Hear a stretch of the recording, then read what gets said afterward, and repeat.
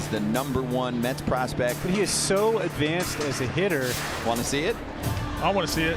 Álvarez swings and drills it deep left field.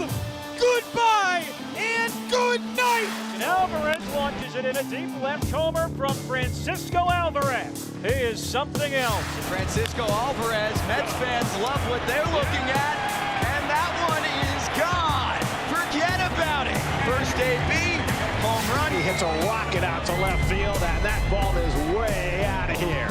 Off the scoreboard. Well, there's the power we were talking about. Francisco Álvarez with a monstrous home run. It's a grand slam for Francisco Álvarez, his first AAA home run. Oh, this catcher can swing the bat. His bat is loud, that's for sure.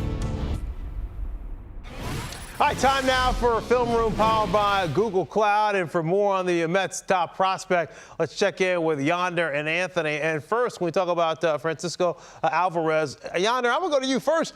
I mean, we only have we're less than a week. Why are the Mets calling this terrific prospect up? He's the #1 prospect in all of baseball. Oh, it's a good time to call him up. Why? Because you're going to see a bunch of lefties. And I think for me, yeah, I would have loved to have seen him 2 weeks ago. But we're going to take a look at this guy because this guy, he's a 20-year-old who can absolutely mash. And what I really like about him is his ability to go from gap to gap. And look, this guy is 20 years old, doesn't turn 21 for a couple of months now. But watching him right now, this is the first time I saw him in the Futures game in 2021. First pitch he sees, boom, homer. Line drive homer, and I'm saying, whoa, whoa, whoa, who is this kid? He was only 19 years old at the time. What's going on? Well, if we see here with these videos, they're all going to be lefties. He's a gap-to-gap guy. We understand the tool right now is his hitting ability. He's going to start today hitting 7th. I love everything about this kid. He's going to go to right. He's going to go to left. He's going to make adjustments, which I really, really like by watching him. He'll take his shots now.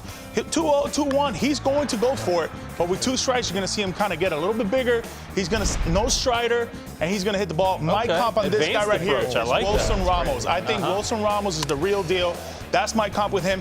He's going to come up clutch. Remember, Wilson. Well, they're gonna start something up when it comes with Mr. Álvarez. I think he's gonna be phenomenal for the Mets. I can't wait to watch him. This is the #1 prospect in all of baseball. He is going to be a lot of fun, and we can see here the similarities of the swings with Álvarez and Wilson Ramos. It's pretty comp right there. He's got the tool and the power for that. He's a strong, compact kid, and that swing is compact. He's going to do a lot of damage. Look, for me, I'm a catcher, so I'm going to talk about the defensive side.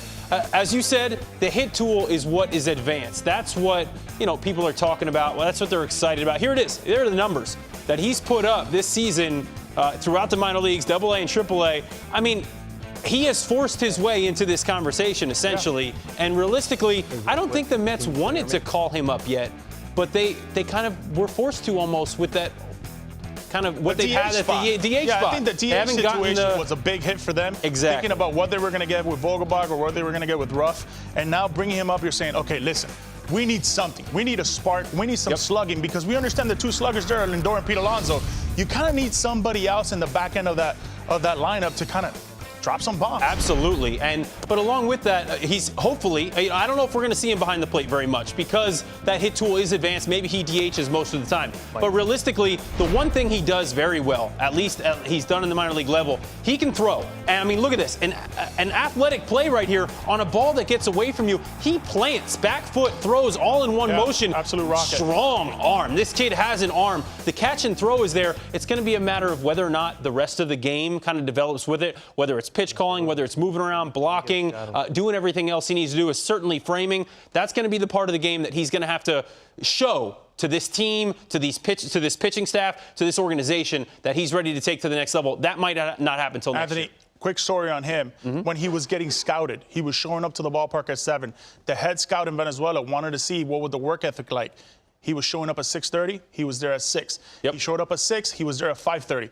The work ethic is there. He's going to get better receiving. We're going to see that in the future. But look out for that bat because it's dangerous.